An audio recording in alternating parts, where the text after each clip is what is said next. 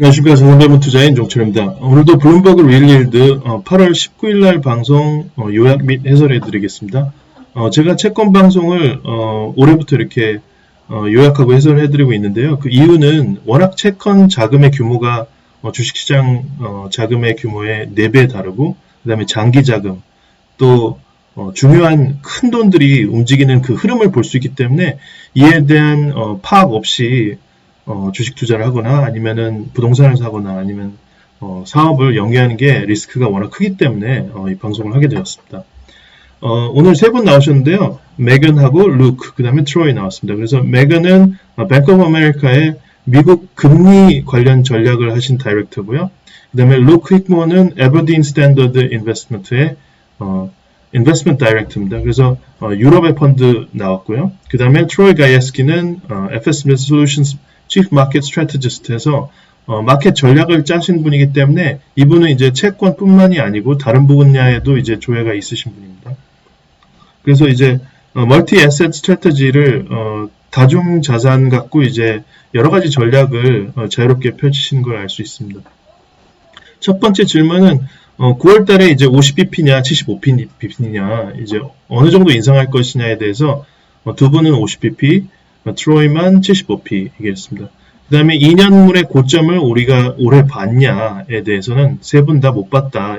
2년물 금리가 한 3.25%였는데 이날 더 튈 것으로 봤죠. 그래서 그렇게 봤고요. 그 다음에 2023년에 금리 인하를 단행할 것이냐에 대한 질문에 대해서 yes or no로 답을 하라고 그랬는데 세 분 다 이제 기간까지 정확히 얘기해 줬습니다. 그래서 연말 돼야지 이제 인하할 수 있다고 얘기했고요.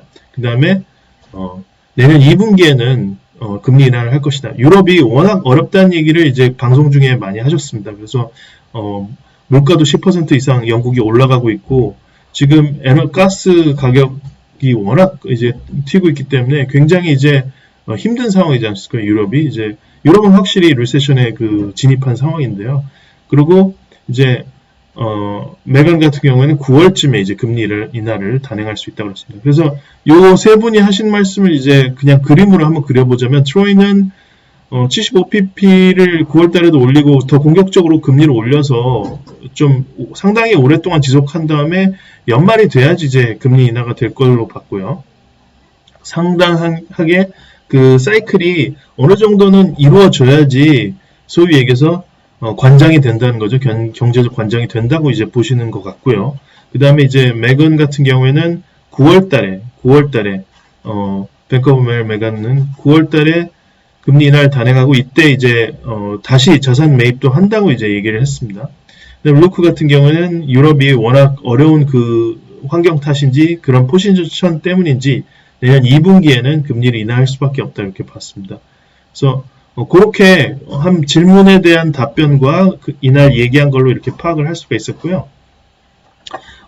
크게 6가지 주제였습니다. 그래서 첫 번째는 잭슨 홀이 별게 있을 것 같지 않다라는 얘기에 이제 세 분 다 동조하셨습니다. 결국엔 연준이 할 얘기는 데이터 디펜던트 하겠다 이 얘기하고 그 다음에 이제 니엘 카시카리도 공격적인 얘기로 4.5%까지 올려야 된다는 얘기까지 했기 때문에 연준의 공격성이 이제 더 드러날 것이고 그 다음에 자산 축소에 대한 얘기도 있을 것이다. 이 정도로 이제 얘기를 했기 때문에 별로 이제 시장이 염두해주지 않는 그런 걸 얘기를 하거나 그 다음에 이제 미래 가이던스를 주거나 이런 거는 적을 것이다 이렇게 얘기했습니다.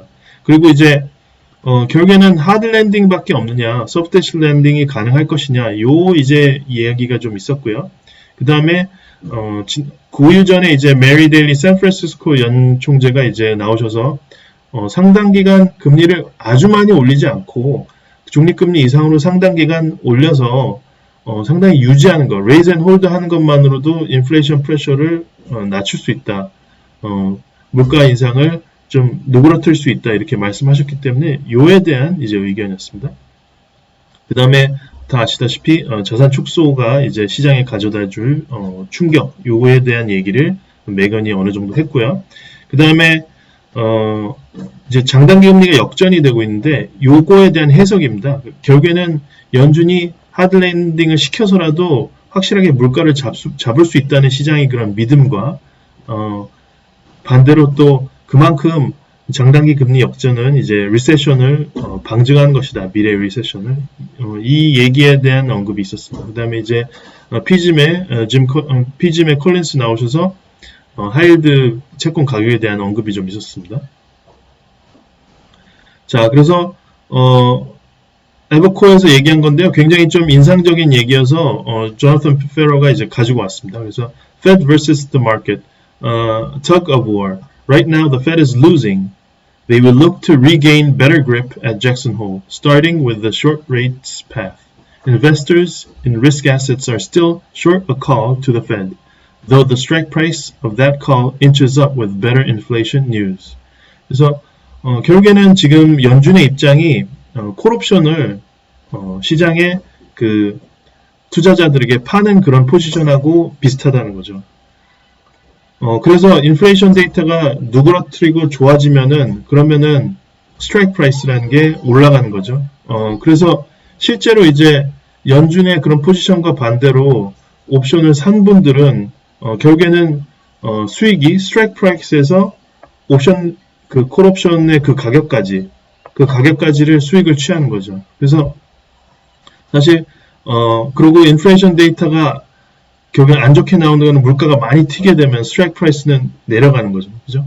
그런 이제 상황을 갖다가 얘기를 하는 겁니다. 지금 현재는 그래도 물가치가 한번 잘 나왔기 때문에 스트라이크 프라이스가 이제 올라왔다는 거죠. 그래서 연준의 이런 입장, 그 다음에 리스크 애셋을 보유하고 있는 사람들의 그런 상황이 이런 상황이라는 거죠. 이분들은 콜옵션을 산 분들이고 콜옵션을 또 판 분의 포지션이 이제 연준이 된다. 이 얘기를 이제 했고요. 그 다음에 이제 메리 데일리가 9일 전에 나온 거에 대한 얘기인데요. 언급을 했습니다. 그래서 금리의 그 터미널 레이트를 홀드한 기간이 보면 이때 사이클 2000년대 사이클은 7달, 그 다음에 2007년 8년 뭐 이 사이클은 12달, 그죠? 그래서 2006년 7년 사이클을 12달 동안 거의 1년 동안 이제 이 레이트를 갖다 홀드했고, 이때는 마지막 2018년 사이클은 6달 동안 이제 홀드를 했죠. 그래서 레이즈 앤 홀드 스트래터지가 꼭 가능하다. 그만큼 금리를 덜 올려도 된다는 의미에서 이제 메리 데일리 말씀하셨고, 제가 고정 댓글에다가 이제 메리 데일리 인터뷰는 올려놓겠습니다. 워낙 굉장히 정제된 좋은 문장으로 말씀을 하셨고 메시지가 클리어했고 상당히 뭐랄까요? 좋은 언어, 품위 있는 언어로 잘 상황을 우리들도 알아듣기 쉽게 쉬운 영어로 잘 표현해 주셨기 때문에 이 인터뷰를 좀 볼 필요가 있는 것 같습니다. 고정 댓글에 올려놓겠습니다.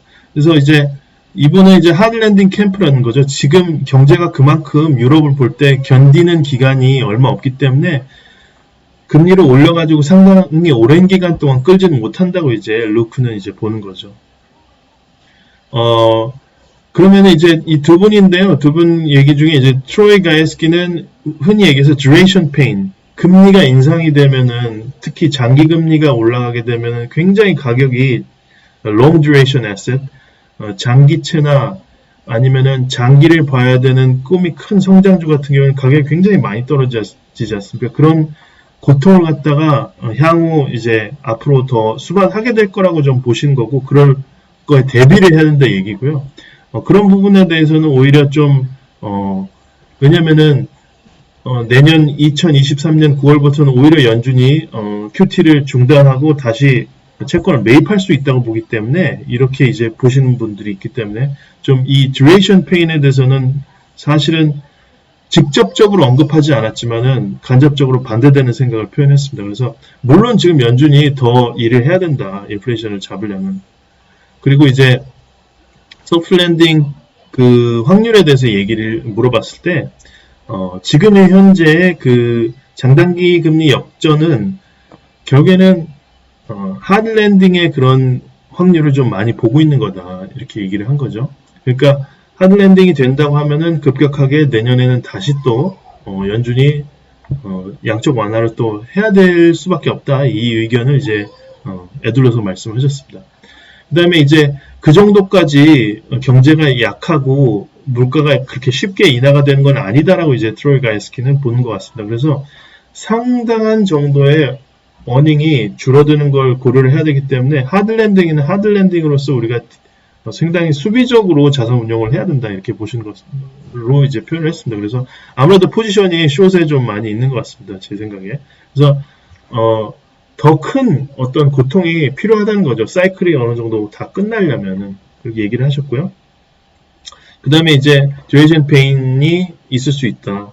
그 만기 금리 인상으로 인한 그 자산 가격의 하락의 고통이 앞에 놓여 있을 수 있다. 그래서 방법은 우리가 60-40라고 그러는데 공격 자산 60 말고 40의 수비 자산에 다른 여타의 자산과 상관관계가 거의 없는 그런 방법이 있는데 이분은 이제 Senior Security Commercial Real Estate 그래서 이게 이제 상업용 건물인데요. 개인적으로는 상업용 건물이라는 거는 상당히 리세션에 안 좋지 않습니까? 그래서 요 말씀에는 약간 동의는 못하겠는데 아무튼 이분은 이제 이 회사의 펀드도 그 전에 이제 좀 홍보를 하면서 요게 이제 꼭 지분만이 아니고 채권으로도 이렇게 요거를 갖다 변동금리성으로 해서 채권 같은 경우에도 또 괜찮다고 지난번에는 말씀하셨던 적이 있어서 상업용 건물에 얘기를 좀 하고 계십니다. 리츠를 갖다가.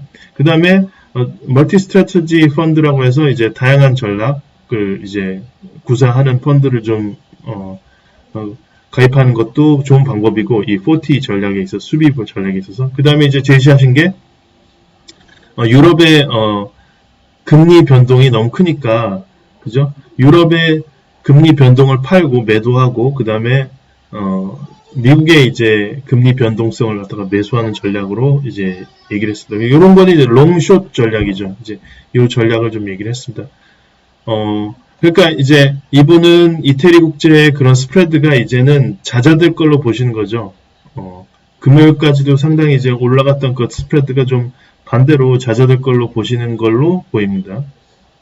그 다음에 이제 이분이 이제 결국에는 2023년 9월이 되면 매건 같은 경우에는 대차 대조표 축소 즉 QT가 끝나고 반대로 reinvestment 연준이 다시 채권을 살 수밖에 없다 이렇게 표현을 하신 것 같습니다. 그래서 그렇지만 그때까지 즉 상당히 지금 그러면 누가 사줄 거냐 시중에 채권의 공급이 그렇게 많아지면 장기채 공급이 그러면 정말 60, 40 그 60, 40 포트폴리오에서 긴 만기 듀레이션을 늘려가야 될 adding duration이라고 그러죠. 그 만기를 갖다가 늘려가야 될 채권 장기채를 갖다가 늘려가야 될 그런 시점이 오기 전까지 그 사이에는 상당히 고통이 있다는 거죠. 그러니까 그만큼 장기 채권 가격을 떠받칠 수 없다는 얘기죠. 네, 그 얘기를 하셨고요. 그 다음에 피짐에 마이클 콜린스 나오셨습니다. 마이클 콜린스 나오셔서 이제 어느 정도 지금 하이드 같은 경우에는 좀 매도를 하자.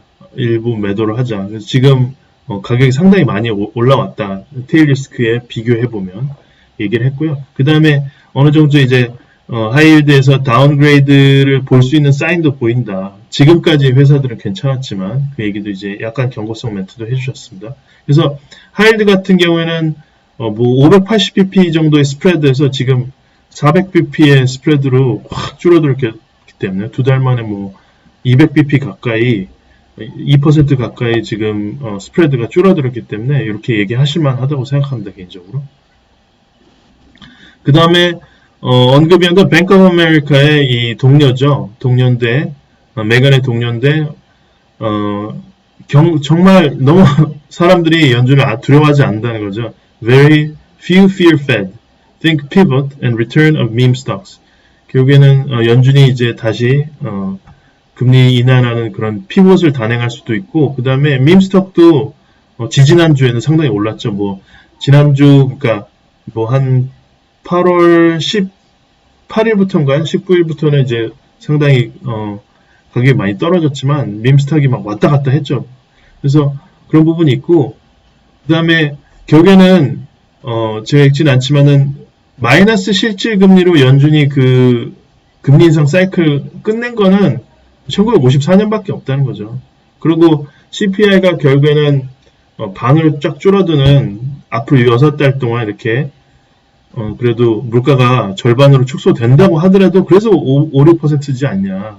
지금 아직 연준의 일은 한참 남았다 이 말씀을 하셨습니다. 그래서 마지막으로 이제 이 장단기 금리 역전, 인버티드 이일드 커브에 대한 얘기였는데요. 결국에는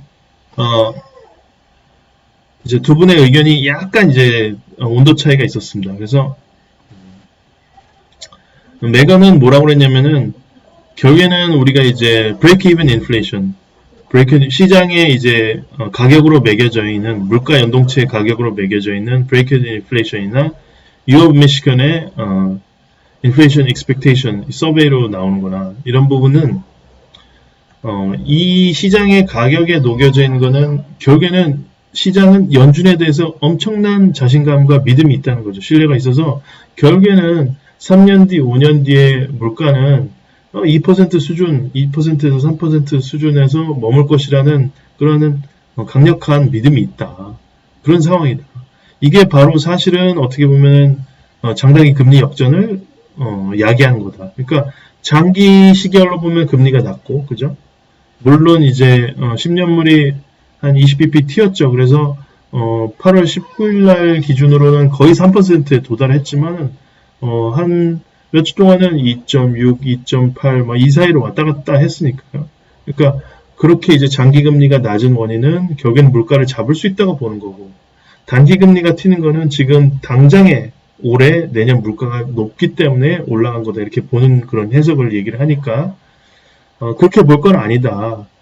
직접적으로 얘기하지 않았지만 결국에는 장기 금리가 낮은 거는 사람들이 그만큼을 가격이 올라갔어도 채권 가격이 올라갔어도 지불하고도 장기채를 산다는 거죠. 그만큼 리세션을 보기 때문에 수요가 있다는 얘기입니다.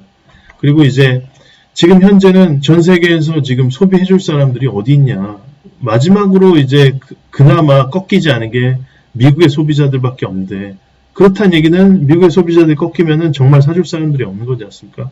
구매력이 수요가 그만큼 없는 거니까 지금 굉장히 좋은 경우는 아니다. 그래서 자기는 이제 아이디어까지 얘기를 했습니다. 그래서 에이전시 패스트루 하면 MBS가 대표적인데요. 그래서 차라리 에이전시 MBS, 미국의 이제 주택 저당 채권을 갖다가 사실 매도를 하고 그 다음에 차라리 장기채를 사겠다는 거죠. 그러니까 이것도 이분의 이제 롱숏 아이디어입니다. 이제 확실히 헤지펀드 전략을 구사하시니까 롱숏 아이디어를 주셨고, 왜 이게 더 좋냐? 이렇게 MBS가 가격이 떨어질 것으로 베팅하는 것이 하이드 가격 떨어지는 거 베팅하는 것보다 더 여러 가지로 좋다. 그죠? 그래서 캐리할 때 아무튼 이렇게 숏하는 비용이 또 적다. 여기에는 이제 지금 상당한 시장의 참여자들이 하고 있기 때문에 이런 얘기까지 하셨고요. 이렇게 얘기를 하니까 물론 어느 정도의 얕은 정도의 리세션은 확실히 도움이 된다. 연준의 그런 물가를 억제하려는 그런 노력에 도움이 된다. 이렇게 이제 얘기를 하셨습니다. 제가 이제 마지막으로 지난주하고 똑같이 저는 이제 6월 17일 날 보정한 이후로 제 포지션을 그대로 구축을 하고 있는데요. 별다른 게 없고요. 한 가지 언급할 부분은 제가 한 2.5% 이하로 이제 미국의 장기물이 떨어지면, 그죠? 그러면은 우리가 이제 장기채 자산 일부, 그리고 long duration asset 중에 장기 duration asset 중에 이제 변동성이 큰 자산들 일부를 갖다가 어느 정도 각각 덜어내자 얘기를 했는데, 참 겸손해야 되는 것이 저는 2.5%가 또 올 줄 알았습니다. 한 이번 주쯤에. 근데 그렇게 안 오고 다시 금리가 3% 가까이 왔으니까 어떻게 보면은 팔 수 있는 게가 안 온 거죠. 둘 쪽 다. 뭐 그렇게 말씀드리고 검토하시고 좋은 투자 하시기를 기대합니다. 안녕히 계십시오.